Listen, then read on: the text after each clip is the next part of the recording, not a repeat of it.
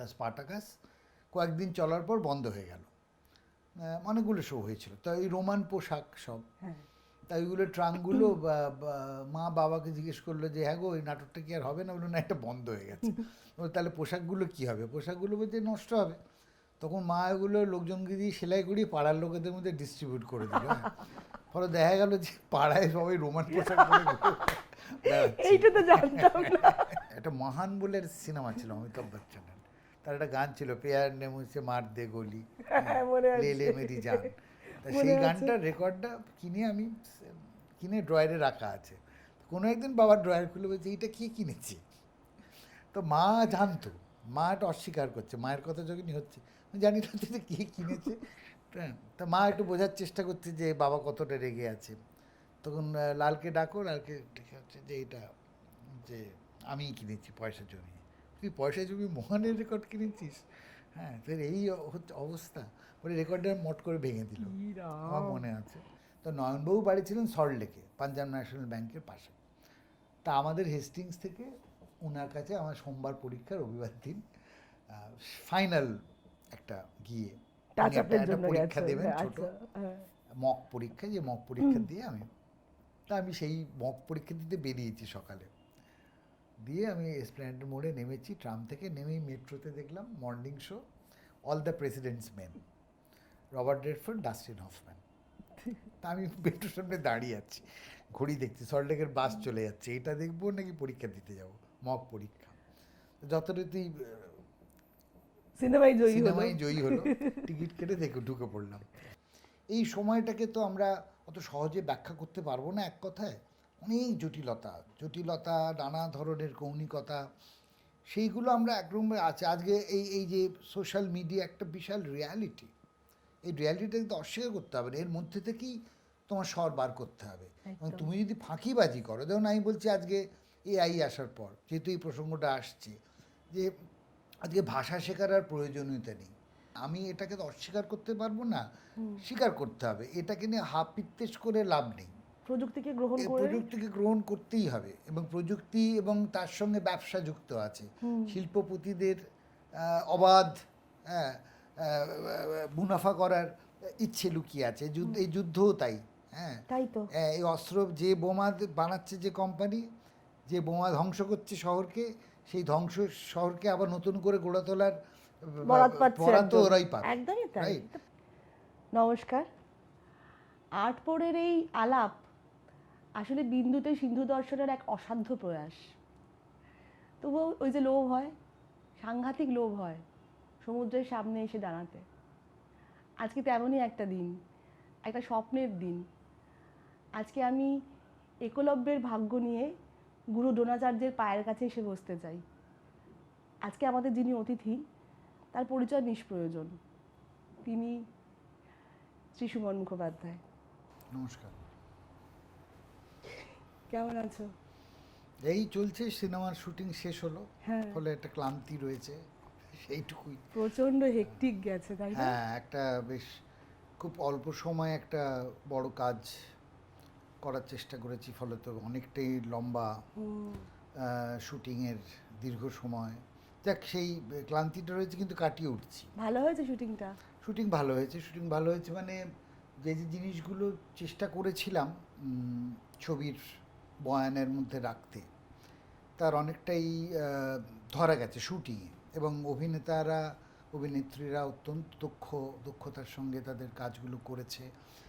প্রথমবার যেটা হলো এতদিনকার আমার চলচ্চিত্র জীবনে, বলা যেতে পারে এইরকম একটা, মানে সবাই মিলে যাকে অনসাম্বল বলি আমরা, সেই ঘটনাটা ঘটেছে এই ছবিটার ক্ষেত্রে। মানে যেহেতু মূলত থিয়েটার আর্টিস্টদের নিয়েই কাজটা করেছি, আর চঞ্চল চৌধুরী যিনি প্রধান চরিত্রে অভিনয় করেছেন, তিনিও আদতে থিয়েটারের লোক, এবং উনি থিয়েটারের ওই সামগ্রিক যে একসঙ্গে কাজ করার যে ধারা, সেই ধারাটা ওনার মধ্যে এখনও রয়েছে। উনি যদিও অনেকটাই পরিচিত, এখন স্বনামধন্য তারকাই বলা যেতে পারে, সেইখান থেকে কিন্তু ওর সাথে কাজ করার পর বুঝলাম যে একদম মাটির মানুষ এবং মিশে যায়।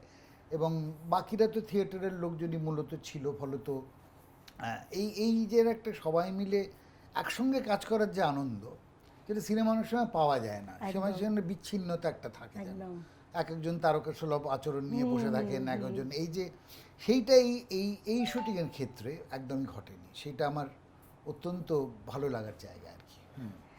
একদম। বাবার কথা তো সবাই জানে, আমরা আজকে মাসির কথা মানে তোমার মায়ের কথা দিয়ে শুরু করতে চাই। ছোটবেলাতে মাসির কথা বলো। আর প্রথমেই বলে নিই যে আমি এই বইটা পড়লাম, মঞ্চচিত্রের সুমন বৃত্তান্ত, আগে পড়েছি, কিন্তু এটার জন্য পড়াশোনা করতে গিয়ে পুরো ঘেটে গেছি। এবং আমার মনে হলো যে আমি আমার যে সাদামাটা কথা, এর বাইরে তোমাকে কিছু জিজ্ঞেস করার আমার ক্ষমতা নেই। তো সেটাই আমার বইটা যদি ঘেটে দিয়ে থাকে সেটা কোনো ভালো কথা না।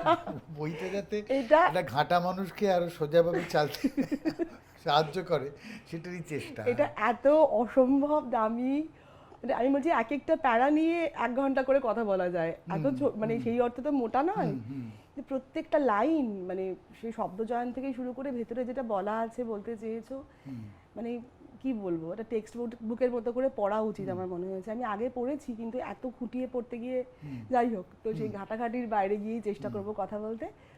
আমি যেটা বলতে চাইছিলাম যে ছোটবেলার তো তোমার তো অনেক গল্প আছে, আমরা এই এপিসোডটাতে না অনেক গল্প শুনবো তোমার থেকে, কারণ তুমি আমাদেরও ছোটবেলায় অনেক গল্প বলেছো, চেতনাতে যখন ছোট ছিলাম আমরা, পরবর্তীকালেও অনেক শুনেছি, এটার মধ্যেও আছে। তো ওই রকম ছোটবেলার গল্প মাসির কথা দিয়ে মানে তোমার মায়ের কথা দিয়ে শুরু করো।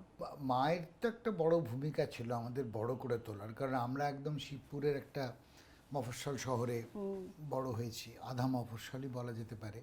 তখন শিবপুরের সঙ্গে যোগাযোগটা খুবই কলকাতার খুব কম ছিল, মানে এখন তো দ্বিতীয় হুগলি সেতু হয়ে যাবার পরে অনেকটাই সহজ হয়ে গেছে, তখন একটা এই ট্রাম ডিপো পর্যন্ত আসতে হতো, এসে সে হেঁটেই হোক বা রিক্সা করে হোক, সেখান থেকে আবার বাস ধরে হাওড়া স্টেশন থেকে কলকাতা, বলে কলকাতা যাওয়া একটা মনে হচ্ছিল আমাদের একটা ব্যাপার, কলকাতা যাওয়ার ব্যাপারটা। কিন্তু এই বাবা যেহেতু আমার জন্ম 66 সালে, তখন একটা উত্তাল সময় পশ্চিমবঙ্গে, বাবা তখন বামপন্থী রাজনীতির সঙ্গে যুক্ত নানাভাবে গভীরভাবে, মূলত সাংস্কৃতিকভাবে যুক্ত, ফলত এবং সরকারি চাকরি, ফলে সকাল থেকে বেরিয়ে যেতেন বাবা, তা ফিরতে ফিরতে সমস্ত অফিসের পরে নাটকের মহড়া, সাংস্কৃতিক কর্মকাণ্ড, পার্টি, বাবা যদিও পার্টির সদস্য কোনো দিনই ছিল না, কিন্তু সাংস্কৃতিক চক্রের সঙ্গে ভালোই যুক্ত ছিলেন।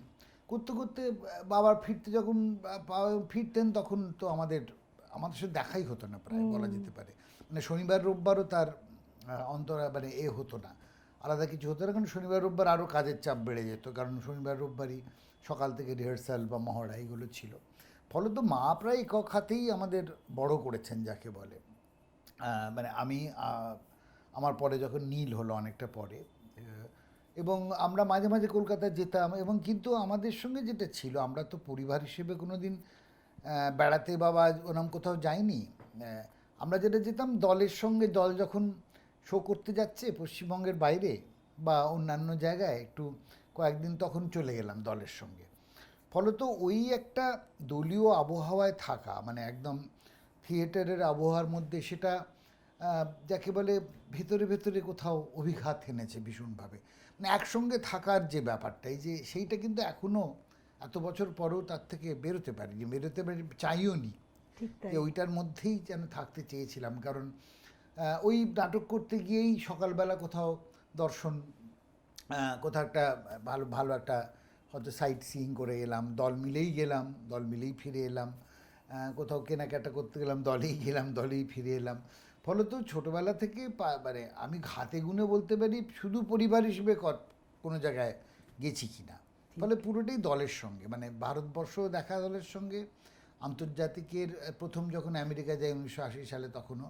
এবং সেক্ষেত্রে মায়ের ভূমিকাটা হচ্ছে যখন মা তখন মানে একদমই যাকে বলে স্কুলে পড়াচ্ছে, সংসার দেখছে এবং আমাদের মানুষ করছে, আমরা স্কুলে যাচ্ছি, টিফিন থেকে শুরু করে লাঞ্চ থেকে শুরু করে রাতের খাওয়া সবটাই, ফলে সেটার অবদান তো রয়েছেই। আর মায়ের গল্প বলতে গেলে মায়ের অদ্ভুত সব গল্প আছে। একটা হচ্ছে যে, এটা আমি অনেককেই বলি, যে আমাদের মনে পড়ে স্পার্টাকাস নাটকটা হয়েছিল তখন, তা স্পার্টাকাস কয়েকদিন চলার পর বন্ধ হয়ে গেল। অনেকগুলো শো হয়েছিল, তো এই রোমান পোশাক সব, হ্যাঁ।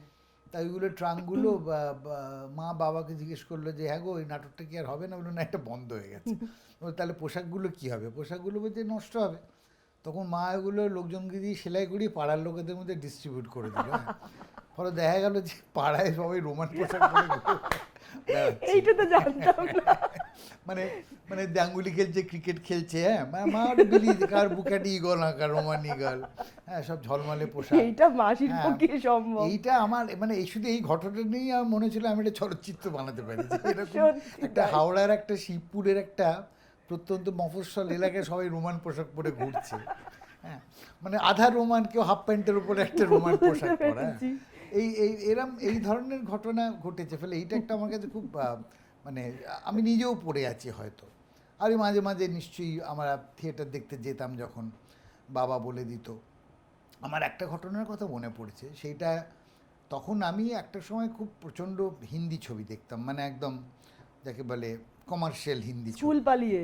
স্কুল পালিয়ে। হ্যাঁ, কিন্তু এরমও ঘটনা ঘটেছে স্কুল, মানে ওই পর্যায়ে যাবার আগেও আমার মনে আছে বাবা তখন ম্যাক্স মুলার ভবনের সঙ্গে একটা নাটক করেছিলেন, ওপেনহাইমার একটাই শো হয়েছিল। একটাই শো হয়েছিল।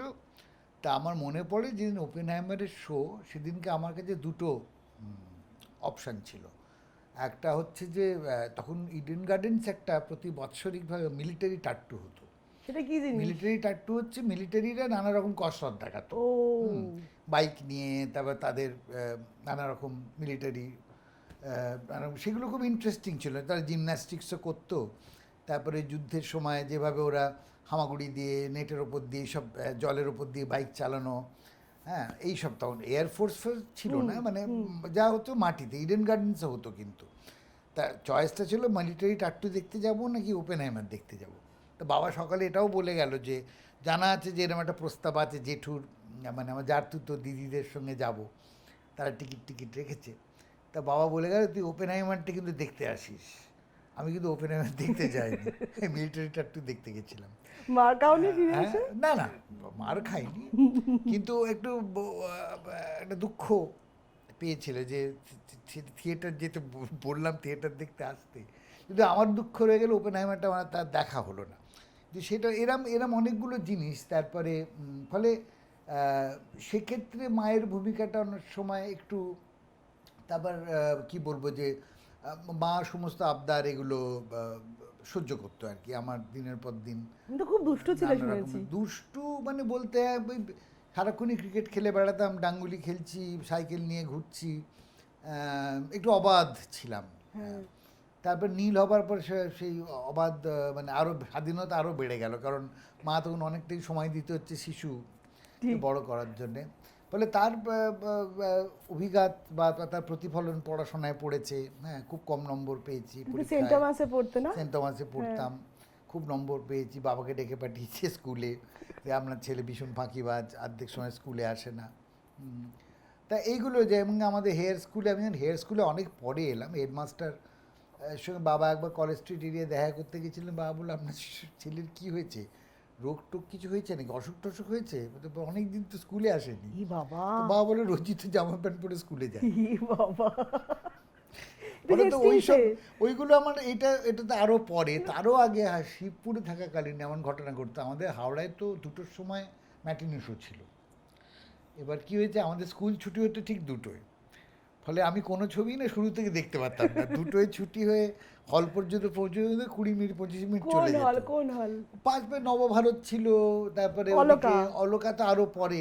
হিন্দি ছবি তো অলকায় খুব একটা হতো না, তখন বাংলা ছবি হতো। হিন্দি ছবিগুলো সব হতো এইদিকে নবভারত, আর একটা ছিল বঙ্গবাসী। ফলে ওইগুলো, তারপরে এদিকে আরও কদমতলার দিকে হল ছিল, পুষ্পশ্রী ছিল। তো ওইগুলোতে ঘুরে ঘুরে থিয়েটার দেখতাম। ফলে আমার গল্পটা ছিল যে আমি ফুটবলের প্র্যাকটিস করি। আমি স্কুল টিমে খেলতাম, কিন্তু স্কুল টিমে ফুটবল খেলতাম, কিন্তু ওই ফুটবলের প্র্যাকটিস যে সারা প্রতিদিন অত মানে পুরো ইন্ডিয়ান ক্যাম্পের মধ্যে হচ্ছে বা ওরম নয়। কিন্তু ওইগুলোই আমার এই ছিল যে আমার এক প্রতিবেশী বন্ধু ছিল জয়ন্ত বলে, সে এখনও আছে। জয়ন্তকে বলতাম যাওয়ার সময় মাকে একটু বলে দিবি যে প্র্যাকটিস করছে, ফিরতে দেরি হবে। প্র্যাকটিস করতাম না, সেটা এক ধরনের প্র্যাকটিসই বটে। সিনেমাও দেখতাম, এবং সেই সিনেমাগুলো সে মিস্টার নাটোয়ারলালই হোক আর যাই হোক, মঞ্জিলি হোক, ফেভারিট তো বোধহয় অমর আকবর মনমোহন দেশাই। অমর একবার অ্যান্টনি 3 দিন পর পর দেখেছিলাম, সেটা আমি এখনও বলি। ফলত কিন্তু ছবিগুলো না সব শুরু থেকে দেখতে পারতাম না, ওই কিছুক্ষণ পরে। তারপরে হেয়ার স্কুলে পড়ার সময় আর একটা জিনিস হলো যে আমি দেখতে যেতাম, নুন শো 12টায়। ফলত ওই স্কুল তো 8:30 থেকে শুরু এতে, ফলে 8:30 থেকে 12টা পর্যন্ত কী করবে একটা ছেলে, হেঁটে বেড়াতাম গোটা এসপ্ল্যানেড চত্বর। ফলে আমি এখনও কিন্তু ওই এসপ্ল্যানেড চত্বরের গলি গতি সব চিনি, কোথায় কী পাওয়া যায়, কোথায় কী দোকান ছিল। তাই সে অনেকগুলো দোকান বন্ধও হয়ে গেছে, কারণ হেঁটে বেড়াতাম তো, 3.5 ঘন্টা ধরে হাঁটছি, 12টার সময় সিনেমা আরম্ভ হবে। ফলে তো এইগুলো তো ঘটেইছে, ফলে মা সেগুলো জানতো না। আরেকটা ঘটনা ঘটেছিল, সেটাও বলা দরকার। সেটা হচ্ছে আমি পয়সা জমিয়ে একটা গানের রেকর্ড কিনেছিলাম। তখন বাড়িতে ঘুম ভাঙার গান থেকে শুরু করে ক্লাসিক্যাল মিউজিক যত, বাবা ক্লাসিক্যাল মিউজিকের ছিল।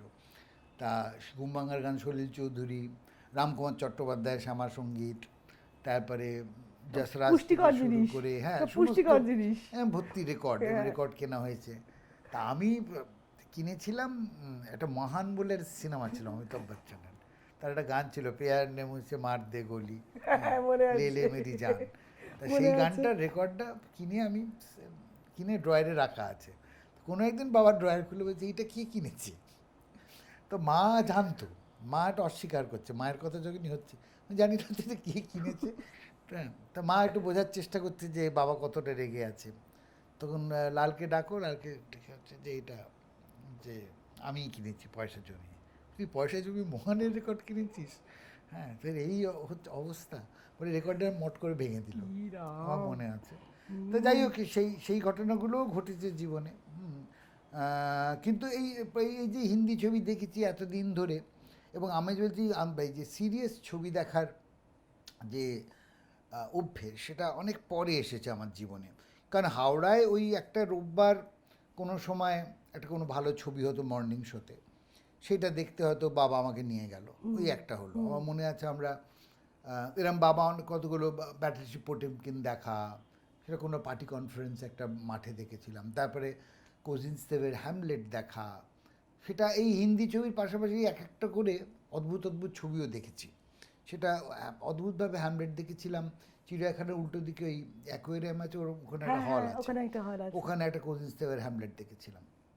বা বাবাকে দেখলাম একটা কমার্শিয়াল ধর্মী ছবি দেখতে চেয়েছে, এন্টার দি ড্রাগন বলে একটা খুব হিট ছবি হয়েছিল, ব্রুসলি। সেই এন্টার দি ড্রাগন বাবা আমাকে নিয়ে গেছিল। স্যারও কিন্তু খুব হিন্দি সিনেমা দেখতেন, হ্যাঁ, বাংলা থিয়েটারে সবাই হিন্দি সিনেমা দেখতে স্বীকার করেছে। হিন্দি সিনেমা দেখা তো উচিত, তাই তো, এটাই তো। তুমি একটা সংস্কৃতিকে সম্পূর্ণ নিগেট করে কখনো নিজের স্বর খুঁজে পাবে না, তোমাকে সবটা বুঝতে হবে তুমি কোন স্বরে কথা বলছো। কারণ ধরো এটা তো পৃথিবীর নিয়মেই। সেদিন জাফর পানাহির একটা ইন্টারভিউ শুনছিলাম, বলছে দু রকমের ছবি হবে, এবং দু রকমের ছবি থাকা প্রয়োজন, এমন নয় যে ওটা নিশ্চিহ্ন করে দেওয়া। ওই যে এন্টারটেনমেন্ট বলে যেটাকে আমরা বলি, সেই এন্টারটেনমেন্ট থাকা উচিত, কিন্তু আমি কোন দলে সেটা আমাকে স্থির করতে হবে। তাহলে তুমি যদি দুটো দলই না জানো, না চেনো, তাহলে তুমি নিজের পজিশনটা স্থির করবে কী করে? ফলে সেই জায়গা থেকে আমার মনে হয় যে ওইটার একটা বড় ইম্পর্টেন্ট রোল আমার মধ্যেও প্লে করেছে। আমি যখন পরে আস্তে আস্তে বুঝতে শিখলাম আরও গভীরভাবে, আমি 86 থেকে বলা যেতে পারে থিয়েটার সিরিয়াসলি করতে শুরু করলাম। রোশন নাটক তখন বাবা করছে, আমার জাস্ট হায়ার সেকেন্ডারি পরীক্ষা শেষ হয়েছে। ওই 85-86 পর্যন্ত আমি মোটামুটি কাইন্ড অফ যাকে বলে নানা ধরনের জিনিস দেখছি চেষ্টা করে, যে এটা কীরকম, ওটা কীরকম, ওটা কীরকম। ফলে একপাশে তখন এই দীপক মুখোপাধ্যায় আমাদের দলে, যিনি আলোকশিল্পী ছিলেন, দীপক দাবার খুব ফিল্ম বাফ ছিলেন, এবং এই আমাদের মুভমেন্টের সাথে যুক্ত ছিল, হ্যাঁ, নানা ফিল্মের মুভমেন্টের সঙ্গে যুক্ত ছিল। তা ওরকম কোনো রেট্রোস্পেক্টিভ এমন হয় যে বুনুয়েল রেট্রোস্পেক্টিভ হলো, সেটা দেখতে দীপক দামাক নিয়ে বলে তোকে কিন্তু যেতে হবে। বা আমাদের যে আন্তর্জাতিক প্রথম চলচ্চিত্র উৎসব হলো কলকাতায়, তখন প্রথম গোদার, ইলমাজ গুনে, এদের ছবি দেখতে শুরু করলাম। আর থিয়েটার যদি বিদেশ থেকে আসতো তখন তো বাবা নিয়েই যেত সবসময়। সেইগুলো আমরা বিদেশি থিয়েটার কলকাতায় তো খুবই কম আসতো, বা বলসয় ব্যালে দেখতে যেতাম, ব্যালে দেখতে যাওয়া বা বাৎসরিক। বা তখন শচীন শঙ্কর প্রতিবার পুজোর সময় উনি ওই পুজোর 5 দিন একটা নৃত্যের উৎসব করতেন, সচিন শঙ্কর। তো সচিন শঙ্কর বাবার খুব অন্তরঙ্গ বন্ধু ছিল। সচিন শঙ্করের দিকগুলো দেখতে যাওয়া, নৃত্য পরিবেশনা। তারপর জগন্নাথ হলো 1977, জগন্নাথ ওরকম সফল হলো। তখন একটু বড় হয়েছি, এই জগন্নাথ যখন যেমন 11 বছর বয়স, তখন নানা রকমের মানুষ দেখতে আসছেন জগন্নাথ। এবং যেই বিশেষ দিনগুলোতে বাবাও বলতো সেদিনকে আসবে, আজকে কিন্তু বিজনবাবু আর শম্ভুবাবু দেখতে আসবেন, হ্যাঁ, অজিতেশ দেখতে আসবেন, হ্যাঁ, এই দিনগুলোতে উত্তম কুমারও দেখতে এসেছেন।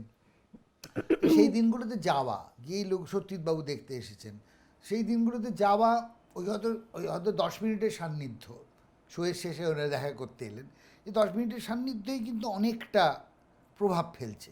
এই মানুষগুলো কীরকম, তাদের ব্যক্তিত্বগুলো কীরকম, তারা একটা নাটক দেখার পর কিভাবে বলেন পরিচালককে, হ্যাঁ, তা ব্যাখ্যা করেন, যেটুকু ওই 10 মিনিটের মধ্যে বা 15 মিনিট ওনারা আছেন, সেগুলো শুনতাম, ফ্লাই অন দ্য ওয়াল হয়েও শুনতাম। সেইগুলো শিখতে শিখতে শিখতে জানতে এই মানুষগুলোকে চেনা গেছে। তবে কলকাতা আসার পর একটা বড় রকমের পরিবর্তন হলো, কারণ তখন বাড়িটা একদম একাডেমি রবীন্দ্র সদনের চত্বরের পাশে, হেস্টিংসে। তখন বহু মানুষ আবার বাড়িতে আসা শুরু করলেন, যেটা হাওড়ার বাড়িতে খুব কম হতো। শিবপুরে হয়তো কদাচিৎ মানুষ গেছেন, এমনও গেছেন তখন মানবেন্দ্র বন্দ্যোপাধ্যায়, হিমানী বন্দ্যোপাধ্যায়, শিবাজি বন্দ্যোপাধ্যায় যখন ছাত্র, এরা শিবপুরে সারাদিন কাটিয়ে এসছেন, সারাদিন সকাল থেকে পুরনো বাড়িতে, হ্যাঁ। তো সেরকম ঘটনাও ঘটেছে। ওই সময় খেলাধুলোর মাঝখানে একটু শুনছি মানববাবু কী বলছেন, শিবাজিদা কী বলছেন জগন্নাথ নিয়ে। তাই এইগুলো না টুকরো টাকরা ভেসে এসেছে, নিজের ভেতরে বোধহয় সঞ্চিত হয়েছে টুকরোটার। এমন না যে সারাক্ষণ ওখানে বসে আছে উদ্গ্রীব হয়ে শুনছি তাদের কথা। এইগুলো বা কেউ নাটক পড়তে এলেন, তখন একটু করে পাশে বসে শোনা একটু নাটক। তা এইগুলো ক্রমাগত একটা ট্রেনিং প্রসেস বলা, কোথাও একটা সাবলিমিনালি, হ্যাঁ, আমার ভেতরে ঢুকে আছে, সঞ্চিত হয়েছে, দিনের দিনে স্তরীভূত হয়েছে সেগুলো।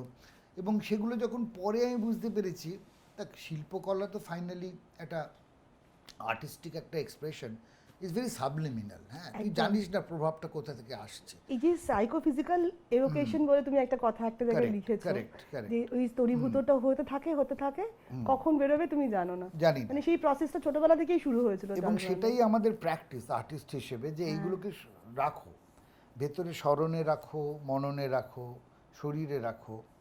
রাখতে এটা প্রকাশ যে কীভাবে কোথায় ঘটবে, কোন অনুষঙ্গে ঘটবে, সেটা তো কোনোদিন টের পাওয়া যায় না। এই রসায়নটা কিভাবে ঘটে এটা কোনো আর্টিস্টই বলতে পারবে না।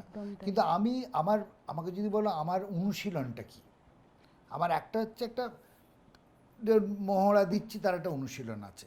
আর একটা অনুশীলন হচ্ছে যেটাকে বলে এন্টায়ার দ্য কিউরিওসিটি, হ্যাঁ, মানে তোমার উৎসাহ নানা ব্যাপারে, কোত্থেকে কী নেওয়া যেতে পারে, আহরণ করা যেতে পারে, সেটার উৎসাহ।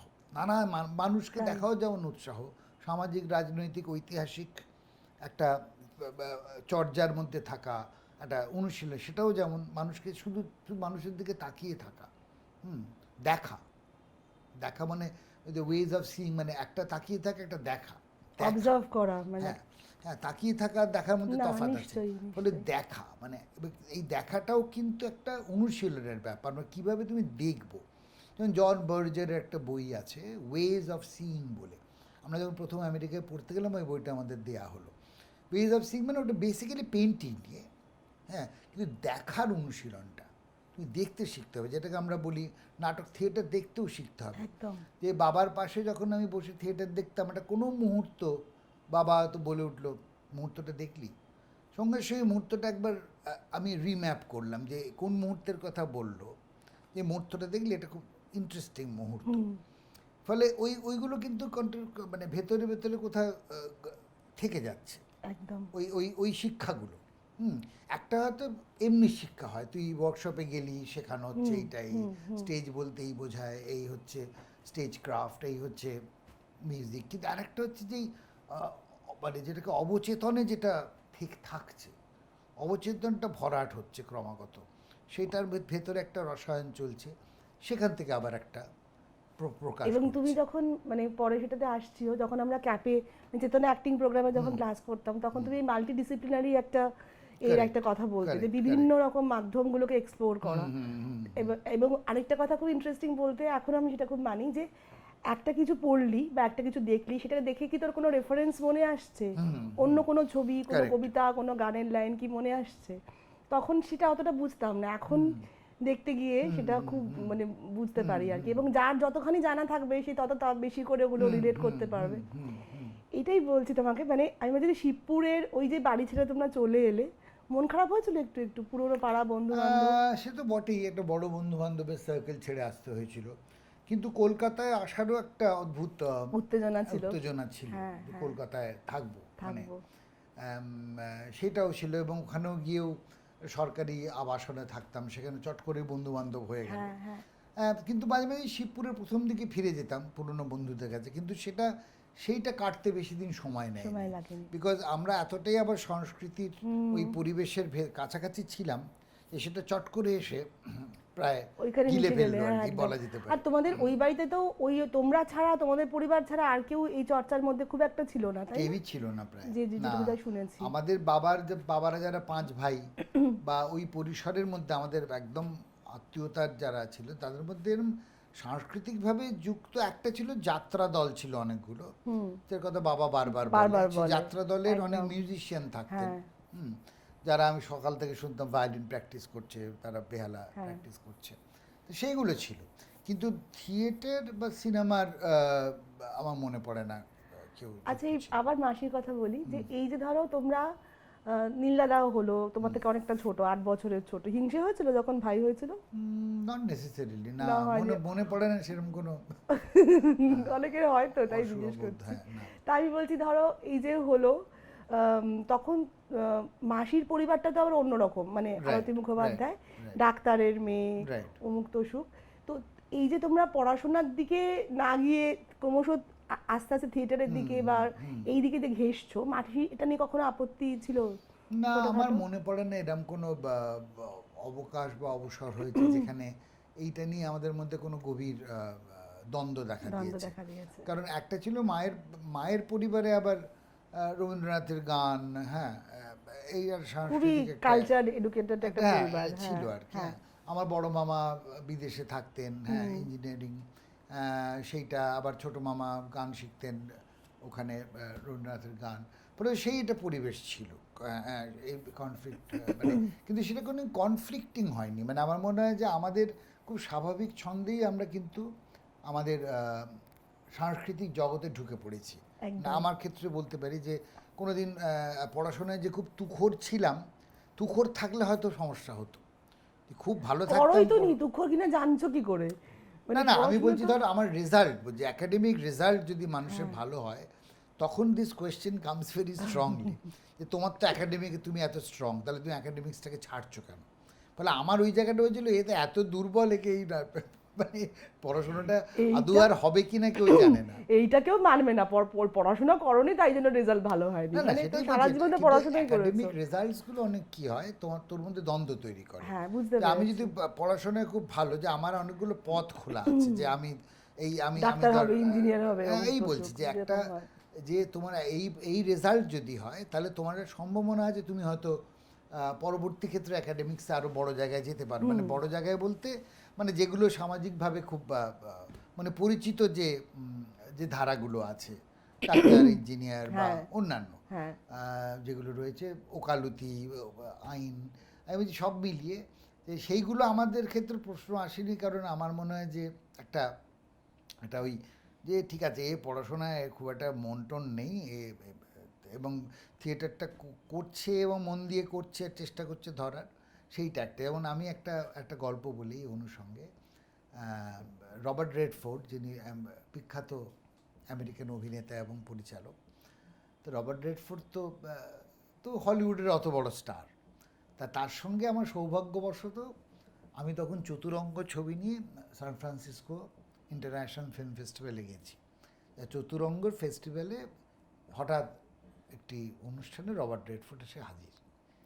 তা আমার সঙ্গে যে বন্ধু ছিল, মনে হয় একবার আলাপ করে একটা ছবি তুলবে রবার্ট, তখন যদিও সেলফির যুগ আসেনি, মোবাইল ফোন ছিল, এমনি ছবি। আমি বলছি তুই 2008 তো তো যাই হোক, তা আমি আমার এক সাংবাদিক বন্ধুকে বলছি আমার না রবার্ট রেডফোর্ডকে একটা গল্প বলার আছে। তোর আবার রবার্ট রেডফোর্ড কী বলার থাকতে পারে? আছে। যে আমি গিয়ে বলবো তাহলে। তো গল্পটা হচ্ছে এরকম যে আমি মাধ্যমিক পরীক্ষায় অঙ্কতে যথারীতি ভীষণই কাঁচা ছিলাম।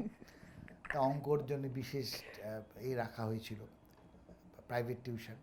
তা তিনি আমাদের খুব বিখ্যাত নামকরা শিক্ষক নয়নবাবু, হেয়ার স্কুলে। নয়নবাবু পরে হিন্দু স্কুলেও পড়াতেন। তো নয়নবাবু বাড়ি ছিলেন সল্টলেকে, পাঞ্জাব ন্যাশনাল ব্যাংকের পাশে।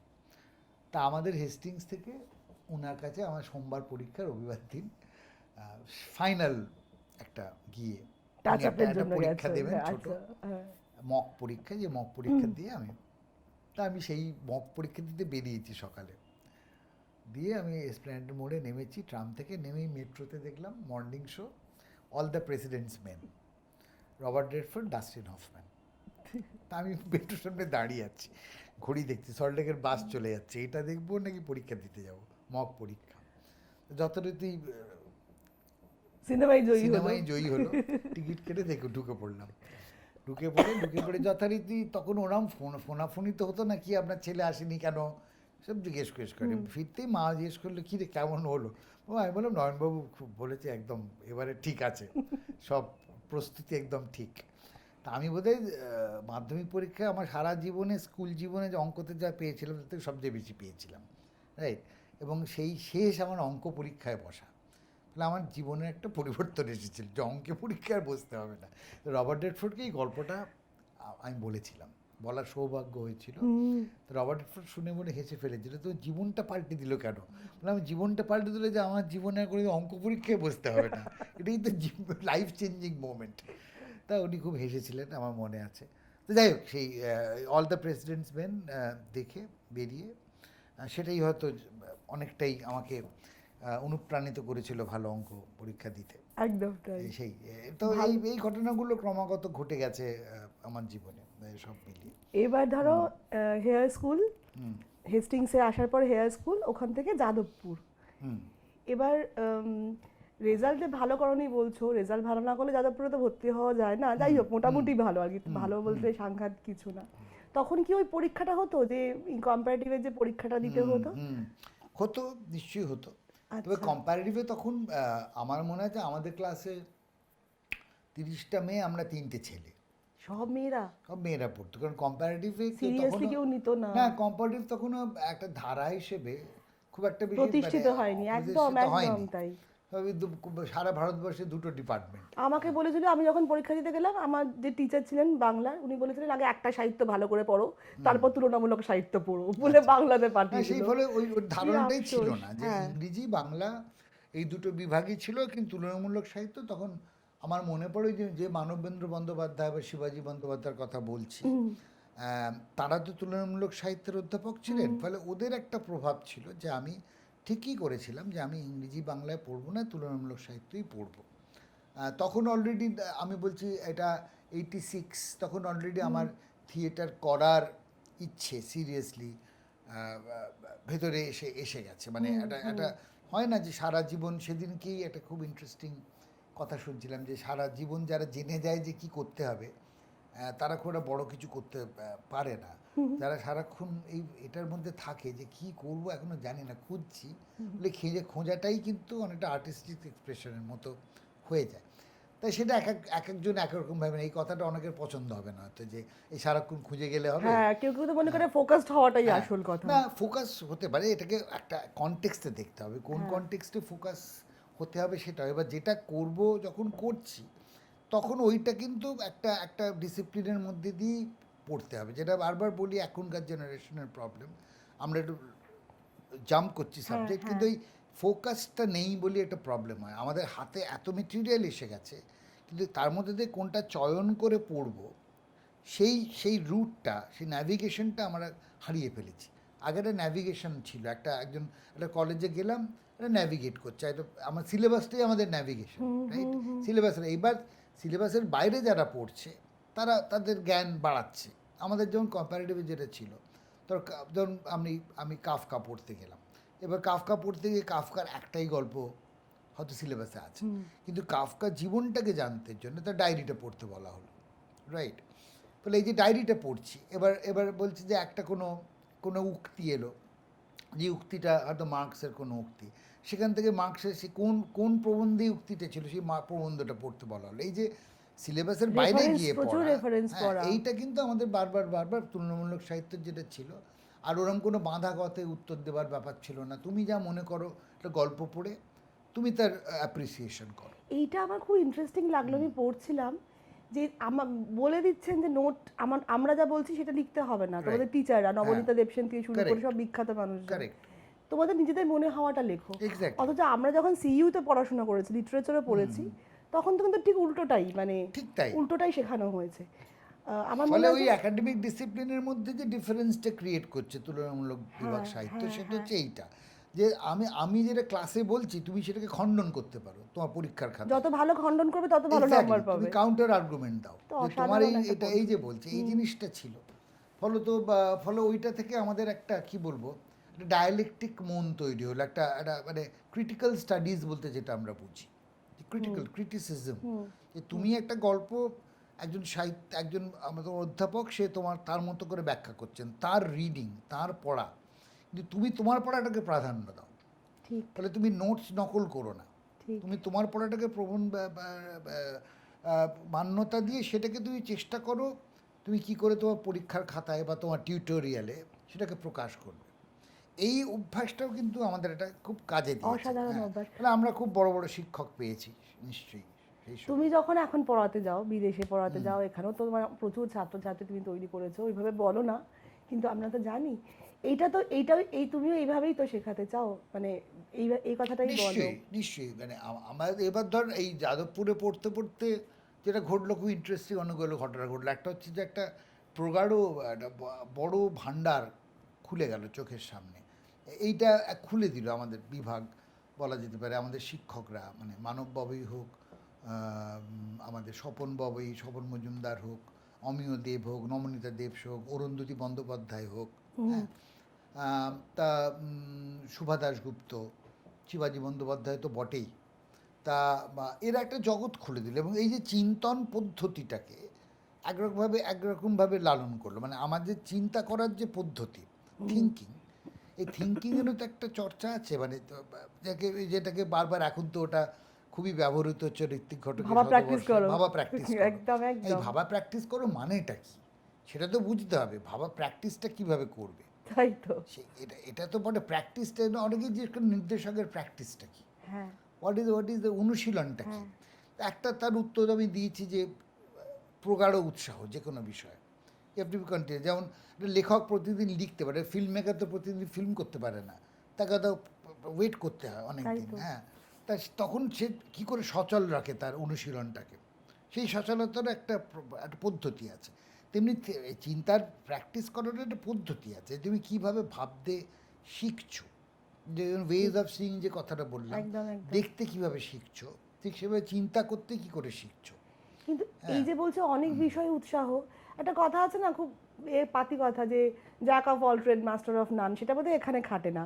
মানে এই যে অনেক বিষয়ে উৎসাহ থাকলে কি ঘেটে যায়? এইটা এক ধরনের একটা কলোনিয়াল বলবো একটা চিন্তাধারা, এখন বদলাচ্ছে এগুলো। আগের প্রবচনগুলো অনেক বদলে গেছে, তাই না? হ্যাঁ, তুই দেখ না আমাদের চিন্তা ভাবনার ক্ষেত্রে যত প্রসার ঘটছে, অনেক প্রবচন যেগুলো আগে খুব সেক্সিস্ট মনে হয়, 100 বার ভীষণভাবে একটা কি বলবো এক ধরনের রেসিস্ট সবই, সেগুলোকে এখন অফকোর্স সেগুলো কাউন্টার করা হচ্ছে। ফলে আমার মনে হয় যে এইগুলো আমাদের একটু ভেবে দেখা দরকার। যত উৎসাহ থাকবে, যে বিভিন্ন বিষয় যত উৎসাহ থাকবে, এবার সেই উৎসাহটাকে কীভাবে, যেমন গোদারের একটা জান-লুক গোদার, বিখ্যাত ফরাসি পরিচালক, তার একটা কথা ছিল, তাকে কোত্থেকে নিচ্ছ, নানা জায়গা থেকে নিতে পারো, নেওয়ার তো অনেক ক্ষেত্র আছে, কিন্তু কোথায় প্লেস করছো, কোথায় রাখছো, দ্যাট ইজ ইম্পর্টেন্ট। ফলে রাখাটা তোমায় শিখতে হবে, নেওয়া তো আছেই। শেক্সপিয়ার নানা জায়গা থেকে নিয়েছেন, হলিনশেড থেকে নিয়েছেন, রোমানে রেখেছেন একটা যেভাবে, সেই রাখাটা কিন্তু এখন 600-700 বছর পেরিয়ে গেছে, আমরা এখনও সেই রাখাটার রাখাটাকে নিয়েই কিন্তু একদম রয়েছে। একদম এই প্রসঙ্গে এবার মৌলিকতা ওনার প্রসঙ্গে থেকে তুমি নিয়ে আবার আমরা আবার অন্য জায়গায় রাখছি, এটাও একদম হতে একদম পারে। একদম এই যে একটা অন্য কথা মাথায় এলো যে এখন বলে না যে এখন একটা বিজ্ঞানের যুগ, সাহিত্যের যুগ, সংস্কৃতির যুগটা আগে ছিল এবং এখন সবই রিক্রিয়েট হবে, মানে একটা জিনিস অলরেডি রয়েছে, যেরকম মিউজিকে আমরা দেখছি যে রিঅ্যারেঞ্জ হচ্ছে বা ইত্যাদি হচ্ছে, সব ক্ষেত্রেই কি তাই? এই যে মৌলিকতা প্রসঙ্গে তুমি একটা জায়গায় খুব ইম্পর্টেন্টলি বলেছো যে মৌলিকতার বিষয়টা ওরকম নয় আর কি, মানে নতুন করে গজিয়ে উঠতে ওরকম কিছু নয়, কারণ পৃথিবীতে অলরেডি এত কিছু সৃষ্টি হয়ে গেছে, তুমি কি করে আবার ওটাকে বিভিন্ন না, জায়গায়। এটা নিয়ে একটা খুব একটা ভালো উদাহরণ দিই তোকে। যেমন ধরো, চেষ্টা করলি যে মোৎসার্টের সময় যে পিয়ানো ছিল, সেই পিয়ানো পরবর্তীকালে ইভলভ করে অন্য ধরনের পিয়ানো হলো, রাইট? আচ্ছা এবার চেষ্টা হলো যে মোৎসার্টের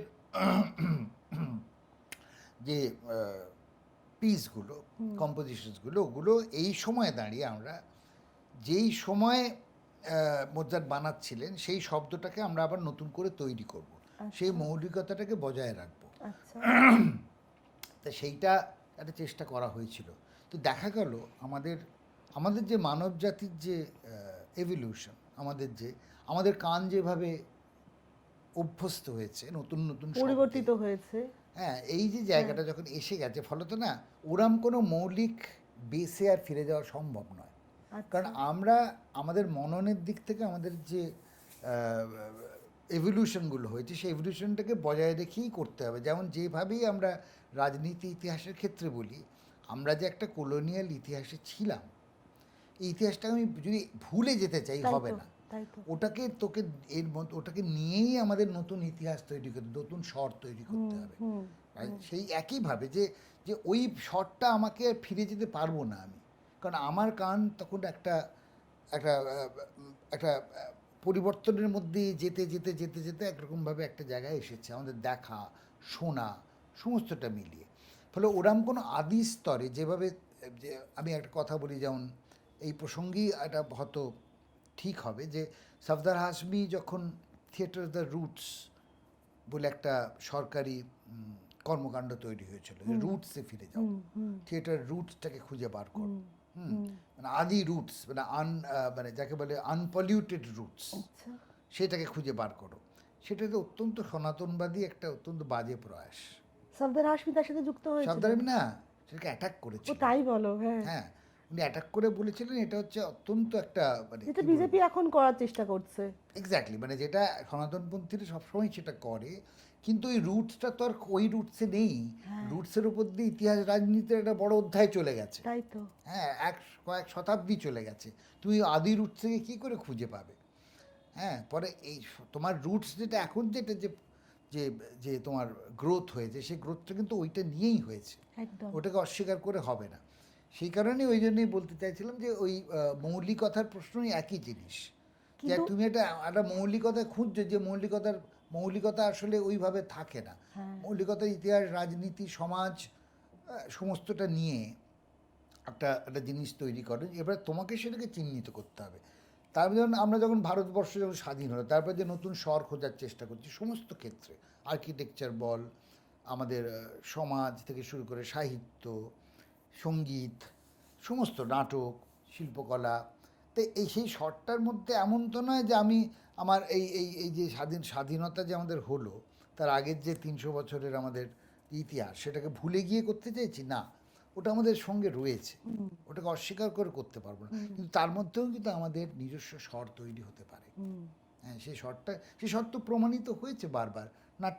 শুধু নাটকের ক্ষেত্রেই ধরা যায়, বিজয় টেন্ডুলকার, গিরিশ কার্নাড, বাদল সরকার, এরা যে নাটক লিখছেন, মোহন রাকেশ, একদম একদম original Indian theatre, modern Indian theatre. কিন্তু ওইটা ওই ভিতটা ওখানে রয়েছে, তার ওখানে না, ওটা নিয়ে ওটাকে অস্বীকার, অনাথ মূর্তি যখন গল্প লিখছেন, হ্যাঁ, ঘটশ্রাদ্ধ লিখছেন, বা আমি বলছি এই যে নতুন যে গল্পকাররা লিখছেন এই সময় দাঁড়িয়ে আধুনিক, হ্যাঁ, তারা তো সেটাকে নিয়েই লিখছেন। আমি সে ফলে আধুনিক ভারতীয় স্বর তো তৈরি হয়েছে, আধুনিক ভারতীয় শিল্পের স্তর, চিত্রকলার স্তর, সঙ্গীতের স্বর, এগুলো তৈরি হয়েছে, যেগুলো আমরা বলতে পারি এটা আধুনিক ভারতীয় স্বর। সেটা কি? সেটা তো কোনো সনাতনী রুটস নয়, এটা সবটা নিয়েই মিলে আছে। ইসমাত চুগতাই যখন লিখছেন, ইসমাত চুগতাইয়ের যে গল্প, তার মধ্যে এগুলো মিশে আছে, তার তার আর তুমি- নারীবাদীর কথা সমস্তটা। এইগুলো তো খুব মানে তুমি উৎকৃষ্ট সংস্কৃতির কথা বলছো লালবালা, কিন্তু আমি বলছি হয় না মানে মিউজিক নিয়ে এখন নতুন ভালো গান তৈরি হয় না, পুরোনো গানগুলোকেই নানা রকম করে কায়দা করে করে চালানো হচ্ছে, এইটা মানে অনেকটা দেখছি আমরা এরকম। কি এইটাকে তুমি কিভাবে দেখছো? না না, উৎকৃষ্ট সংস্কৃতি নিয়েই কথা বলতে হবে, এছাড়া উপায় নেই। হ্যাঁ, যে সংস্কৃতি নষ্ট সেটা নিয়ে আমাদের বারবার দেখতে হবে কোথায় উৎকৃষ্টতাটা আমরা পেয়েছি, কোথায় আমাদের মহানত্ব কোথায় প্রতিষ্ঠিত হয়েছে, কারা কারা করেছেন, কিভাবে করেছেন। সঙ্গীতের ক্ষেত্র আমরা যে 46 ধর্মতলা বলি, যেখানে আইপিটি এর জায়গা ছিল, যে 46 ধর্মতলার কথা আমার এই ছবিতেও আছে, হ্যাঁ। সেইখানে তো বোঝাই যায় যে মানে আমাদের বাংলা সংস্কৃতিতে আজকে যাদের আমরা পূজনীয় বরেণ্য বলে মনে করি, তারা সবাই কিন্তু সেইখান থেকেই তৈরি হয়েছেন। হ্যাঁ, সেই সেই 46 ধর্মতলা থেকে, গান, সঙ্গীত, সাহিত্য, নাটক সমস্ত। ফলে তো আমার তো মনে হয় সেই ইতিহাসটাকেই বারবার আবার চিহ্নিত করা উচিত। তারা কিভাবে সময়টাকে পড়ছেন, তারা কিভাবে সেই সময়ের মধ্যে থেকে তাদের গল্প, তাদের নাটক, তাদের সিনেমা দিয়ে সিনেমাটাকে পড়ছেন, সংস্কৃতিটাকে, মানুষগুলোকে পড়ছেন, সেটাই তো আমাদের বলা উচিত। এখন যেটা ঘটছে সেটা তার অনেকগুলো কারণ আছে। এই সময়টাকে তো আমরা অত সহজে ব্যাখ্যা করতে পারবো না এক কথায়। অনেক জটিলতা, নানা ধরনের কৌণিকতা, সেইগুলো আমরা একদম আছে। আজকে এই যে সোশ্যাল মিডিয়া একটা বিশাল রিয়ালিটি, এই রিয়ালিটিটা কিন্তু অস্বীকার করতে হবে না, এর মধ্যে থেকেই তোমার স্বর বার করতে হবে। এবং তুমি যদি ফাঁকিবাজি করো, যেমন আমি বলছি আজকে এআই আসার পর, যেহেতু এই প্রসঙ্গটা আসছে, যে আজকে ভাষা শেখার আর প্রয়োজনীয়তা নেই। তুই একটা আগলুম বাগলুম কিছু লিখে দিলি চ্যাট জিপিটিকে, সে তোর মতো করে সুন্দর করে ইংরেজি করে পাঠিয়ে দেবে। তার মানে কি না, সাংঘাতিক বটে, কিন্তু এর ফলে কি হচ্ছে যে আমার ভাষাটা থেকে ভেতর থেকে শিখবো, তার ব্যাকরণ, নত্যসত্য, বিধি যদি শিখতে হবে বাংলায়, সেগুলো আর দরকার পড়ছে না। ওকে বলছে আমি তো চ্যাট জিপিটি আছে, ফলে এইটা একটা ক্ষতিগ্রস্ত, মেজর ক্ষতি। মিউজিকের ক্ষেত্রেও তাই, সব ক্ষেত্রেই। জিজ্ঞেস করতে চাইছিলাম, ধর তোমাদের ছোটবেলায় পাড়াতে একটা ফোন, সেখান থেকে আমার মনে আছে তুমি প্রথম চেতনা ঘরে পেজার নিলে, তোমার কাছে একটা পেজার কোমরে, আমরা কি অদ্ভুত, তারপর তোমার কাছেই প্রথম সেলফোন দেখেছি। সেইখান থেকে শুরু করে আজকে এই যে আমরা একটা করছি, এটা ইউটিউবে ইন্টারনেটের মাধ্যমে লোকে দেখবে, কদিন পরে ফোনও লাগবে না, হাওয়াতে হাত ঘুরিয়ে দেবে, মানে রূপকথার মতো প্রায়। আর এআই এর কথা যেটা বলছো, মানে এটা কিভাবে, এটা মজা লাগে তোমার এই পুরো জার্নিটা, তুমি তো দেখেছো অনেকটা সময়। আমার মনে হয় পৃথিবীর সিভিলাইজ সভ্যতার ইতিহাসে এটা আজকে আবার এসেছে, মানে আমি এটাকে তো অস্বীকার করতে পারবো না, স্বীকার করতে হবে। এটাকে নিয়ে হাপিত্তেশ করে লাভ নেই, প্রযুক্তিকে গ্রহণ করতেই হবে। এবং প্রযুক্তি এবং তার সঙ্গে ব্যবসা যুক্ত আছে, শিল্পপতিদের অবাধ মুনাফা করার ইচ্ছে লুকিয়ে আছে। এই যুদ্ধও তাই। হ্যাঁ, তাই তো। এই অস্ত্র, যে বোমা বানাচ্ছে যে কোম্পানি, যে বোমা ধ্বংস করছে শহরকে, সেই ধ্বংস শহরকে আবার নতুন করে গড়ে তোলার বরাত তো ওরাই পাবে। ফলে তো সেটা তো চলছে, একটা সাইকেল অফ, এটা একটা মানে হাইট অফ ক্যাপিটালিজম ইকোনমির শেষ জায়গায় চলে এসছে।